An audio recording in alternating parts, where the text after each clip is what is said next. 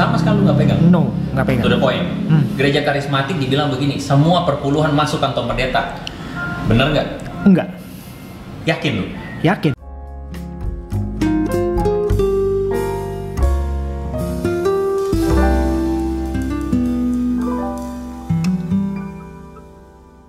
Halo teman-teman, ketemu lagi dengan Andre di sini, dan kali ini kita ketemu dalam satu segmen yang baru, yaitu Coffee Time.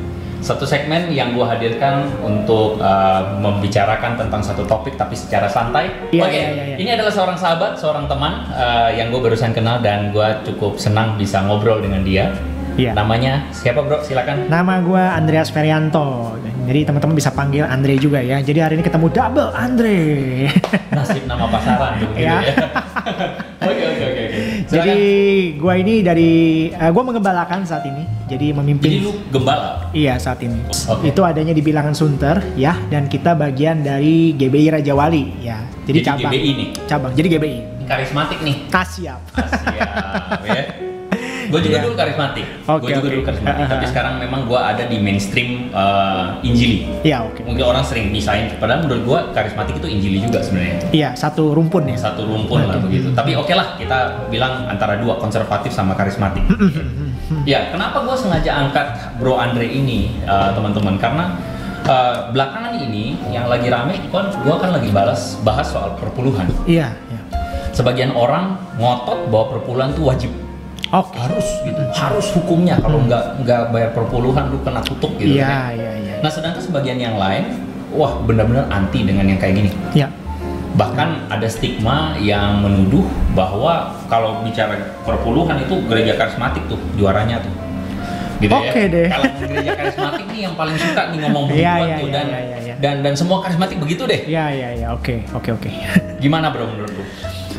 Kalau tadi ada stigma seperti itu bahwa istilahnya yang paling ya jor-joran mengenai istilah perpuluhan ini alirannya karismatik, dan karismatik banyak melakukan hal-hal di perpuluhan kayak yang Bro Andre bahas di YouTube sebelumnya. Menurut saya dan menurut gue sih nggak sepenuhnya begitu ya bro ya, nggak sepenuhnya begitu, dan tidak semuanya begitu. Dan gue juga ada kenal kok beberapa teman-teman pemimpin senior atau gembala-gembala gereja karismatik yang lain yang nggak menerapkan atau tidak memahami yang atau tidak mewajibkan itu. Ya bukan tidak mewajibkan ya, yang berusaha menyampaikan pesan perpuluhan apa adanya dari Alkitab. Iya gitu, apa adanya dari Alkitab, tidak seperti itu juga sih, tanpa ada sihir-sihir tertentu kalau gue boleh bahasa ya, atau kayak ada tanda kutip menyebabkan jemaat itu melakukannya karena based on ketakutan. Nah karena menurut gue sendiri namanya kita memberikan perpuluhan, atau gini deh, prinsip utamanya kan apakah kita memberi untuk Tuhan itu harus dengan ketakutan? Kan enggak kan, kita memberi dengan untuk Tuhan justru karena kita mengasihi Tuhan. Karena kerelaan kayak gitu. Tapi kan yang disengaja dibikin oleh beberapa pengkhotbah itu kan begitu, mengancam. Seakan-akan ya seperti itu ya. Gua dulu juga kan dari karismatik begitu, lu gitu juga nggak? Dulu sejujurnya waktu dulu di masa gua pemuda remaja itu, ya kan, sempet berpikir kayak gitu juga. Karena kita itu maksudnya percaya deh dengan apapun yang disampaikan oleh mimbar gereja, istilahnya ya udah itu otoritatif, jadi sifatnya kita suara Tuhan, lu nggak bisa bantah lah begitu ya. Iya, jadi kita percaya gitu, istilahnya kita percaya. Dan akibatnya seringkali dalam beberapa hal kejadian dalam kehidupan, misalkan ada bagian yang hidup kan kadang-kadang nggak selalu bagus terus tuh. Hidup tuh kadang-kadang kan maksudnya ada aja kejadian tanda kutip suwe ya kalau bahasa anak muda zaman sekarang ya. Gue pilih bahasa gitu aja ya. Iya, jadi istilah kita lagi di jalan tiba-tiba mobil gue ketabrak kah, atau gue lagi ambil ATM terus tiba-tiba handphone gue ketinggalan kah, lalu balik ke ATM handphonenya hilang. Dan pembicaraan di antara teman-teman pada waktu itu gara-gara kasih persembahan lupa perpuluhan. Gitu maksudnya. Atau kurang kasih persembahan. Ya gitu-gitulah. Lu banyak berdoa ngasih belakangan. Ya satu itu, dua apakah lu udah kasih perpuluhan belum? Jangan-jangan lu lupa perpuluhan. Itu yang namanya belalang pelahap bukan? Iya, kira-kira gitu. Jadi banyak teori-teori seperti itu di zaman itu yang kita berpikir iya benar juga ya gitu. Jadinya ya kita besar di lingkungan seperti itu. Tapi makin kesini sih menurut gua pribadi nggak sepenuhnya juga sih seluruh aliran karismatik tuh kayak gitu. Boleh nggak gue bilang bahwa sebenarnya dalam pemikiran orang karismatik secara common kayak gitu? Common. Kok dibilang common itu berarti umum ya? Iya, Gak mungkin semua, saja. umum. Mungkin saja bisa begitu. Karena memang pengajarannya lekat dengan yang seperti itu. Iya, mungkin aja bisa begitu. Nah, yang pengen gue bilang adalah, maksudnya gini, Generally. generasi muda yang sekarang ini, adalah generasi yang udah lebih logis, Setuju itu. lebih logik dan lebih kritis dalam menalar. Setuju itu. Nah, makanya gue bilang teologi semacam ini dikritisin. Iya, setuju bro. Teologi kemakmuran, bagaimana di kalangan gereja karismatik menurut lo? Ya kalau soal kita ngobrol teologi kemakmuran, ya karismatik itu kita sih pasti ada bagian dari itunya tuh. Sempat ngalamin lah bagian dari itunya. Jadi seakan-akan keberhasilan hidup, kesuksesan hidup adalah tanda seseorang itu diperkenan Tuhan. Gitu. Keberhasilan hidup, suksesan hidup Tuhan memberkati. Iya. Dan Tuhan itu kalau kita benar di dalam Tuhan, ya berarti kita akan menjadi sukses, kaya dan gitu-gitu. Hidupmu akan naik terus. Naik terus. Kepala gitu. bukan ekor. Iya. Dan seringkali yang jadi pertanyaan kita adalah kayak gini. Nah itu ada orang yang nggak kenal Tuhan kok hidupnya bisa naik juga ya. Nah itu juga perlu dijawab secara logis kan. Yes. Gitu. Apalagi anak-anak milenial sekarang pasti juga bertanya kayak gitu. Nah, kalau kita ukurannya itu, keberhasilan adalah ukurannya itu. Kenapa orang yang nggak kenal Tuhan juga kok bisa naik-naik juga hidupnya gitu. Mungkin teman-teman melihat ya pemikiran ini orang nih rada sedeng gitu. Sorry gue pakai sedeng ya. Karena beda dengan yang selama ini kita lihat di media. Yang terkenal maksud gue. Maksud gue tuh gini. Gereja-gereja yang mainstream karismatik sebagian tuh kan pastor-pastornya itu terkenal. Dan yang terkenal itu justru mengajarkan teologi kemakmuran itu. Yang sudah Bro Andre pantau ya istilahnya ya. Iya, yang gue lihat. Tapi gini, gue tunjukin kepada teman-teman bahwa nggak semua kayak gitu. Iya, nggak semua kayak gitu. Ini ada yang gue pakai kata sedeng nggak bener ya. Maksudnya ya nyeleneh lah, berbeda ya. Iya. Berbeda. Bro gimana maksudnya? Kok bisa lu bisa lain gitu? Apa yang bikin lu lain gitu? Ya pertama-tama belajar dalam artian karena gue pribadi kan sekarang juga lagi ngambil S2 ya gitu di bidang teologi gitu, mencari tahu lebih dalam mengenai hal-hal seperti itu. Dan sebenarnya Alkitab ngomong apa sih soal kayak gitu kan. Jadi ya belajar bro, kata kuncinya belajar. Dan juga apakah yang dimaksudkan seperti itu, Alkitab ngomong kayak gitu juga. Ini di dalam opini gue ya, jadi belajar. Perubahannya tuh datang dari belajar. Boleh ceritain gak pengalamannya berubah 180 derajatnya tuh gimana? Berubah dari 180 derajatnya memang karena berjumpa kebenaran firman sih gitu. Dan juga pengalaman di S2 ini? Ya di S1 dan S2 juga gue ambil ya. Jadi maksudnya dari S1 dan sekarang S2 juga banyak berjumpa kebenaran firman. Dan juga banyak pengalaman hidup dan juga perenungan juga. Dan akhirnya ya gue punya pemikiran yang mungkin seperti itu gitu. So to the point, gereja lu perpuluhan gak? Gereja perpuluhan atau tidak? Mewajibkan maksudnya? Wajibin atau enggak? Wajibin tidak. Gak diwajibin? Tidak diwajibkan sama sekali. Jadinya gimana ke jemaah? Ya kita singgung iya, tapi tidak mewajibkan. Sebagai? Singgung sebagai bagian dari persembahan aja, istilahnya sesederhana itu gitu, sesederhana itu. Jadi istilahnya tidak diwajibkan kayak apa ya kita bilangnya ya? Kayak mantra maybe atau kayak jimat gitu. Ya nggak kayak gitu. Kalau nggak perpuluhan maka usaha lu bangkrut atau apa gitu. Karena nggak gitu juga kalau menurut gua cara kerjanya ya gitu. Jadi kalau buat gua nih premis dasarnya adalah ini kan, kalau kita menaati Tuhan atau Alkitab sih basically ngomong soal perpuluhan baik di perjanjian lama dan di perjanjian baru. Yesus sempat menyinggung kan di antara waktu di ngobrol sama orang Farisi itu kan di Matius berapa 23 24 23 gitu ya kan, sempat menyinggung juga ya, berarti kan ada di zaman itu ada. Dan kalau kita tarik ke zaman ini berarti perpuluhan ya Yesus juga akui itu ada. Nah kalau kita menaatinya, kita menaati perintah Tuhan, kita diberkati gak? Pasti menurut gua. Karena di Mazmur 1 kita seperti pohon di tengah aliran air itu dikatakan. Kalau kita menaati perintah Tuhan, masalah buat gua adalah kalau kita menaati supaya kita motifnya untuk diberkati, wah ini keliru bro. Lu manipulasi sama Tuhan. Keliru kalau buat gua gitu ya. Jadi menaati, iya dong. Tapi kalau menaati atas dasar supaya gua dapat sesuatu, ya itu nggak benar. Tapi kalau kita menaati karena kita mengasihi Tuhan, yang artinya it's two different point ya. Iya. Jadi dua titik anjak yang beda ya. Iya. Dan ini kan juga definisinya Tuhan yang memberkati. Artinya berkat dari Tuhan belum tentu sama dengan berkat definisi kita, kan gitu. Nah, itu gue suka. Ya kan gitu kan? Itu gue suka.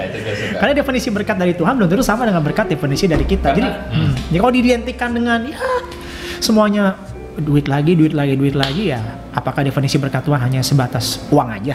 Gitu. Yes. Kan karena kan kita kebanyakan berpikir berkat itu identik dengan kelimpahan. Iya. materi, Ya. fisikal. Ya, Nah ya. itu masalahnya tuh, dan itu sering dieksploitasi tuh.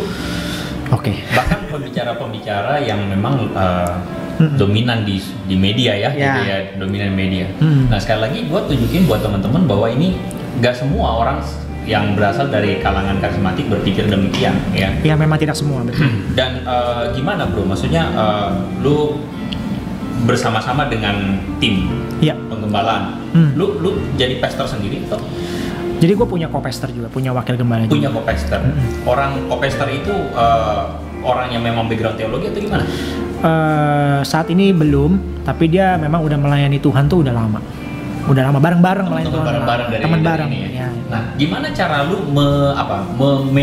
memanage keuangan gereja lu?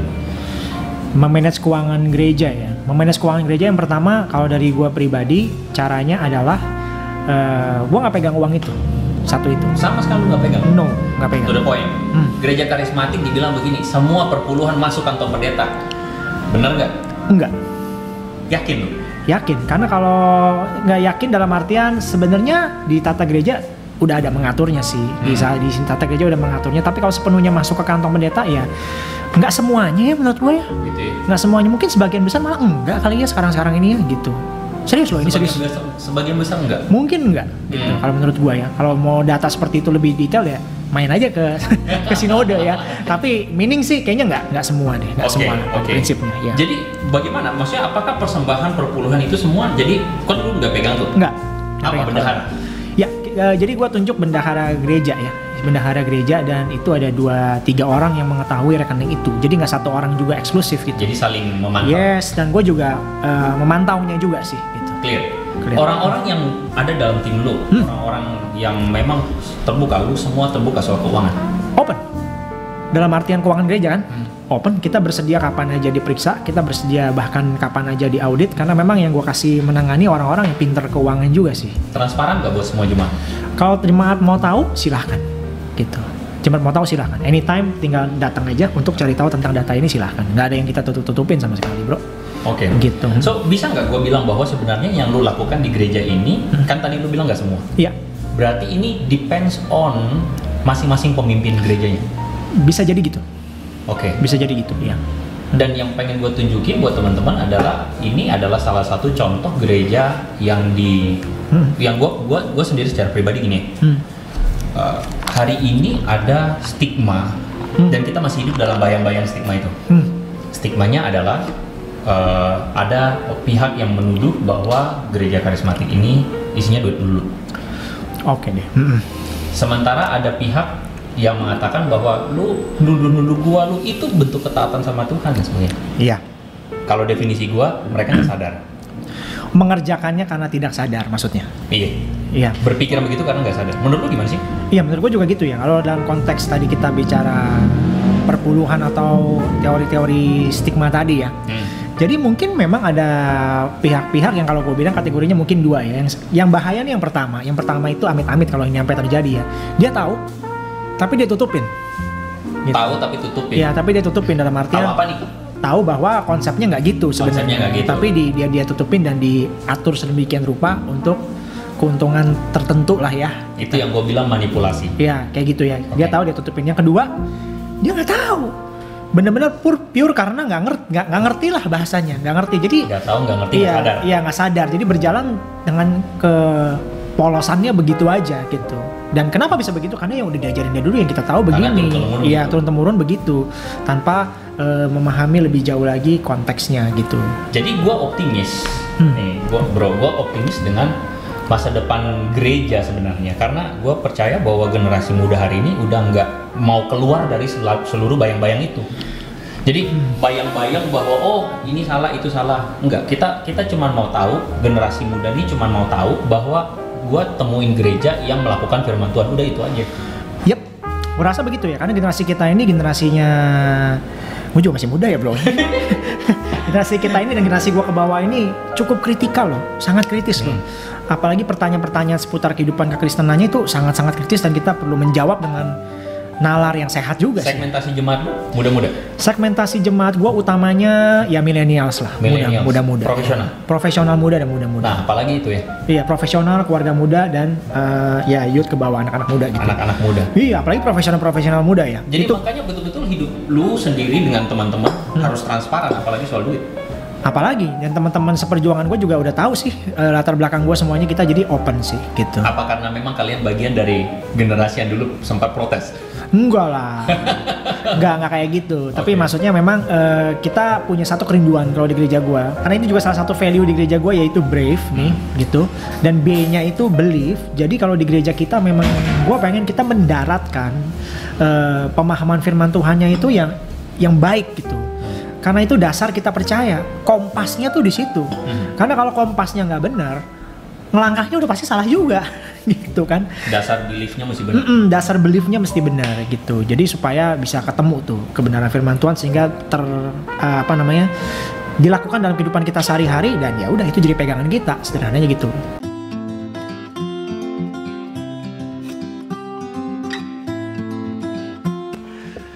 Halo teman-teman, mohon maaf karena kesalahan teknis, seluruh rekaman tidak bisa gue tampilkan sepenuhnya. Tetapi gue berharap melalui percakapan ini, gue bisa tunjukkan kepada teman-teman semua bahwa stigma-stigma yang selama ini beredar tentang gereja tertentu itu tidak selamanya benar. Misalnya stigma yang mengatakan bahwa gereja karismatik itu pasti cuman ngomongin soal duit, kesuksesan, dan mungkin memanipulasi. Ternyata tidak semuanya benar juga. Ada gereja-gereja karismatik yang sungguh-sungguh berusaha untuk mempraktikkan firman Tuhan dengan benar. Dan juga buat teman-teman yang berasal dari kalangan karismatik, karena gue juga merasa bagian dari gereja tersebut, gue ingin tunjukkan bahwa tidak selamanya pengajaran karismatik adalah pengajaran kemakmuran. Karena itu teman-teman gak usah fanatik dan ngotot bahwa kemakmuran atau teologi itulah yang paling benar. Gue percaya generasi muda hari ini adalah generasi yang sudah tidak mau tahu soal masalah sekat-sekat perbedaan gereja. Dan gue ingin supaya kita semua boleh mengerti bahwa Yesus pun ingin bahwa tubuh Kristus, gereja-gereja Tuhan bersatu.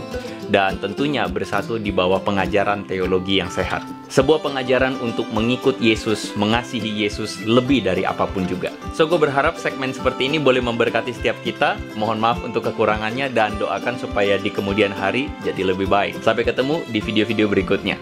So, make it simple, make it meaningful. May God bless you.